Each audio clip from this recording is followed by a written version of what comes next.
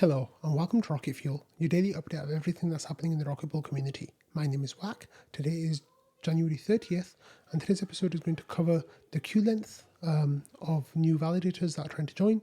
We're going to talk about validators joining and leaving. On top of that, we've got an urgent update for Geth, and we've got some Ethereum news as well. So let's get started. 10, 9, ignition sequence start, 6. Okay, so we're going to start here with this post from Ramiron saying, looks like we're back at all-time high. And what he's referring to here is the queue for people to start their validators after Saturn 0 and how long they're waiting. So we know that the queue, of course, is currently, let me tell you, sorry, I should have had this open. The queue is currently 458 validators long. So it's not the longest queue we've ever seen. However, it is long, and the person who's the next in line for their validators to come online, P-Chan, has been waiting for a month. So that is, of course, the longest it's been since the Atlas queues. And here we can see on this dashboard that Val made, which is the post Saturn 0 queues. We can see that in terms of queue length, this is not the all-time high. That was right before Nesso's big dequeuing. That was around 570 validators.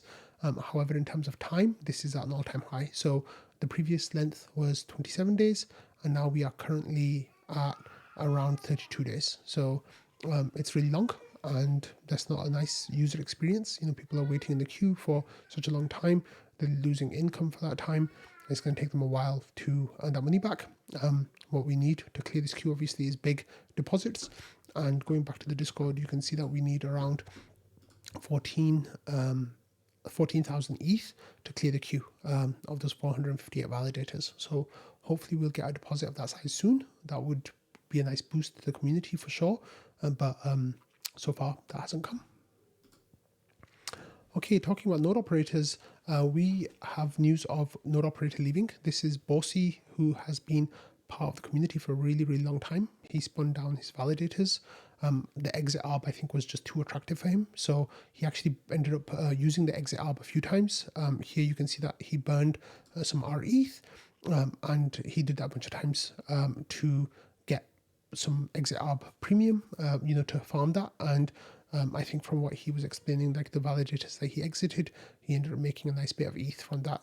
Jared, of course, has also been feasting on, Jared from Subway has been feasting on those ARBs as well. But, instead of the money going to Jared, we'd rather money to go to, would stay within the Rocket Pool community at least, so people get something. So here, Bawcey was able to get a nice little bonus before he exited his validators.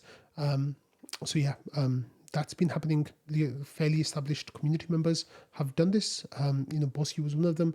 I think Moon from Find Your Moon fame on Moon's Elliott Waves has been exiting his validators as well. So that's gonna come out. That's gonna come out quite soon, I think. But just, in here, Bawcey was just talking about why crypto's been a bit too much for him recently. He says he does enjoy crypto, but it takes a lot of his mental space. He wants to simplify his life and focus on what truly matters for him, which is just slowing down, cherishing time with friends and family, and living as freely as possible. He says crypto is exciting, but also brings me stress and pulls me away from the things that I want to prioritize. So those are some of the reasons why Bawcey's kind of stepping away. I don't think he's going to be leaving the Rocket Pool community. I think he'll still be around. And he, of course, will still be an ETH holder, and I think he'll be an RPL holder too. But he's done with being a node operator, and I guess thinking as much about crypto. So Hodja here says, I have the same thoughts as well. At some point, free time and mental space is worth more than money. To be in crypto, you have to have an awareness of the entire world, what it's doing, and the tremendous amount of misinformation and psyops being played. He says life would be simpler without all of that. And Bawcey said it brings him closer to politics than he would like, because he doesn't want to be that interested in politics, but it makes him interested in politics. Anyway, as one node operator leaves, another one joins, and here we had a new whale joining, became a node operator and started joining, and spun up many, many, many validators. Sadly, RocketScan isn't opening the page. When I open the page for this node operator, it's just saying that there's no node operator found. So I'm not sure what's going on with that. But this person became a node operator, and they have staked many validators. I think the number was close to 100 validators. Of course, they'll go to the back of the queue, and it might take a while for them to get through the queue. But that's where we stand. So thankfully, there are still people who want to become node operators with Rocket Pool. Long may it continue. It's been a dark period for Rocket Pool, but hopefully we'll start seeing light soon. But the fact that new node operators still want to join and still want to join in size, even though they'll be in the queue, is definitely a good sign. So yeah, keep them coming.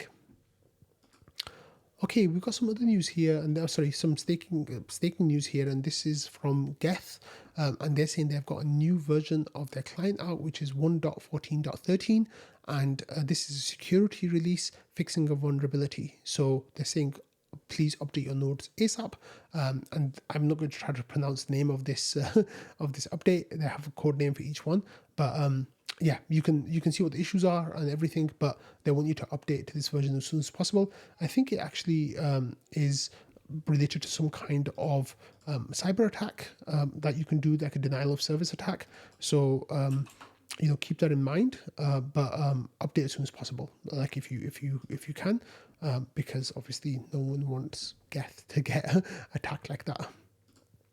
And we're going to finish today's quick episode with an update from Nixo from yesterday's All Core Devs call, and this was call 204, and it actually was for today. Oh, that's great. It's from this morning actually. So that's from yesterday. That's the next one was today. Sorry. So here it says that expected more lively all core devs. So this is the agenda that they were going to talk about. So the first thing was Pectra updates, DevNet and testnet fork dates. How much time do we need between testnet and fork and mainnet, and Pectra contract audit overview.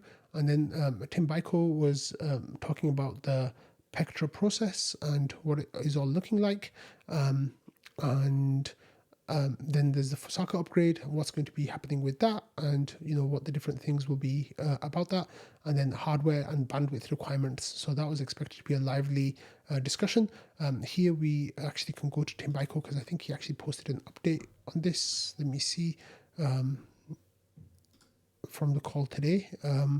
He says the full recap for call 205 is up on to the ETH magicians, but here's a quick TLDR. So Geth users update their nodes ASAP, like we just said. Client teams should share their DevNet 6 branches with ETH Panda Ops.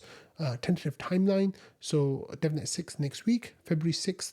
If DevNet 6 is stable, pick a testnet fork slots for Haleshki and Sepolia, and that'll be on all consensus devs call 150.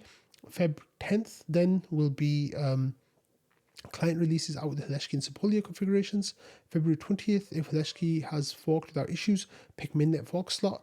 Don't want to pick a mainnet fork slot earlier to avoid creating misleading expectations. And then the audit reports for the Pectra system contracts that are available. And Fusaka's first fork DevNet should only include EOF and PDAS. There were many discussions about roadmap planning, but no decisions beyond that. Teams should share their views.